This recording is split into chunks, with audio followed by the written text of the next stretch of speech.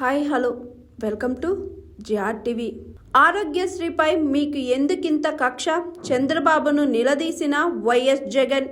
AP CM Chandrababu ఆరోగ్యశ్రీపై మీకు ఎందుకింత కక్ష అని మాజీ సీఎం వైసీపీ అధినేత వైఎస్ జగన్మోహన్ రెడ్డి ప్రశ్నించారు. పేదల సంజీవినికి ఉరివేసేలా దుర్మార్గపు చర్యలకు ఎందుకు దిగుతున్నారని నిలదీశారు. వైద్యం ఖర్చు 25 లక్షలు అయినా సరే ప్రజలకు ఉచితంగా అందించేలా మా ప్రభుత్వ హయాంలో తీర్చిదిద్దిన ఈ పథకాన్ని ఎందుకు నాశనం చేస్తున్నారు? ఏ స్వార్థ ప్రయోజనాలు ఆశించి దీన్ని దెబ్బ కొడుతున్నారు? 1.5 కోటి కుటుంబాల ఆరోగ్య బాధ్యతను ఇక ఎవరు తీసుకుంటారు అని నిలదీశారు వైఎస్ జగన్. అధికారంలోకి రాగానే ఒక ప్లాన్ ప్రకారం ఆరోగ్యశ్రీని నిర్విరామం చేసిన మాట వాస్తవం కాదా అని వైఎస్ జగన్ ప్రశ్నించారు. మీకు ఆ ఉద్దేశం ఉంది కాబట్టే నెట్వర్క్ ఆసుపత్రులకు ఇవ్వాల్సిన డబ్బులు నిలిపివేసి దాదాపు 3,000 కోట్లు బకాయిలు పెట్టారని అన్నారు. ఆసుపత్రులకు వెళ్తే ఆరోగ్యశ్రీ లేదనే మాట వినిపిస్తున్నా ఎందుకు ఎలాంటి చర్యలు తీసుకోలేదని ప్రశ్నించారు. ఈ 8 నెలల కాలంలో ప్రజలు అప్పులు చేసో ఆస్తులు తాకట్టు పెట్టో వైద్యం చేయించుకోవాల్సిన దుస్థితి ఎందుకు వచ్చింది? బకాయిలు ఇవ్వకపోతే సేవలన్నీ నిలిపివేస్తామని నెట్వర్క్ ఆసుపత్రులు చెబుతున్నా ఎందుకు పట్టించుకోలేదు? ప్రజల ఆస్తిగా వైఎస్ఆర్సీపీ సృష్టించిన 17 మెడికల్ కాలేజీలను స్కామ్ చేస్తూ మీ మనుషులకు అమ్మేస్తున్న పద్ధతిలోనే ఇప్పుడు ప్రజల ప్రాణాలను పణంగా పెడుతూ ఆరోగ్యశ్రీ సేవలను కూడా ప్రైవేటుకు అప్పగించడం నిజం కాదంటారా అని ప్రశ్నించారు వైఎస్ జగన్. ప్రైవేటు బీమా కంపెనీలు వేసే కొరియర్లతో పాలసీదారులు పెడుతున్న అవస్థలు మనకు కనిపిస్తూనే ఉన్నాయి కదా అని చంద్రబాబును వైఎస్ జగన్ ఉద్దేశించి అన్నారు.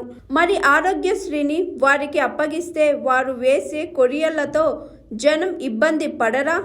లాభార్జనే వారి ధైర్యం అయినప్పుడు ప్రజా ప్రయోజనాలు ఎందుకు సాధ్యమని ప్రశ్నించారు. కోవిడ్ వంటి కొత్త రోగాలతో అరుదైన వైద్యులతో ప్రమాదాల సమయంలో ప్రభుత్వం తన విచక్షణ అధికారిని వాడుకొని బాధితులకు ఆరోగ్యశ్రీని అందించింది.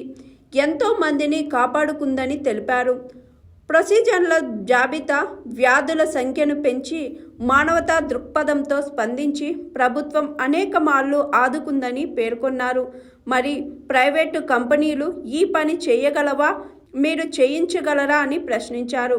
విజయవాడ వరద బాధితులకు బీమా విషయంలో మీరు ఇచ్చిన హామీ ఎండమావులేనని తేలిపోయిన మాట వాస్తవం కాదా? ఇంతమంది ప్రజలు నష్టపోయినా మీరు చేసిన మేలు ఏంటని నిలదీశారు. 4 సార్లు సీఎం అయ్యానని గొప్పలు చెప్పుకుంటున్నారు. కానీ పేదలకు ఉచితంగా న్యాయమైన వైద్యం అందించాలని మీరు ఎప్పుడైనా అనుకున్నారా అని చంద్రబాబును జగన్ ప్రశ్నించారు. ఏ రోజైనా ఆ ప్రయత్నం చేశారా? పోనీ దివంగత మహానేత వైఎస్ఆర్ దేశంలో తొలిసారిగా ఆరోగ్యశ్రీ రూపంలో ఒక గొప్ప పథకాన్ని తీసుకువస్తూనే దాన్ని బలోపేతం చేసేలా ఒక్క పనినైనా చేశారా అని ప్రశ్నించారు. వైసీపీ ప్రభుత్వం వచ్చాక ఉచితంగా చికిత్స అందుకునేందుకు ప్రొసీజర్ల సంఖ్యను 1000 నుంచి 3,257కి పెంచామని అన్నారు. మేనిఫెస్టోలో వాగ్దానం చేసినట్లుగా సంవత్సర ఆదాయం 5 లక్షల లోపు ఉన్న వారికి కూడా వర్తింపజేసి మధ్యతరగతి వారికి మేలు చేస్తామని తెలిపారు. 25 లక్షల వరకు ఉచిత వైద్యాన్ని తీసుకుపోయి పేదవాడికి మంచి చేస్తామని అన్నారు.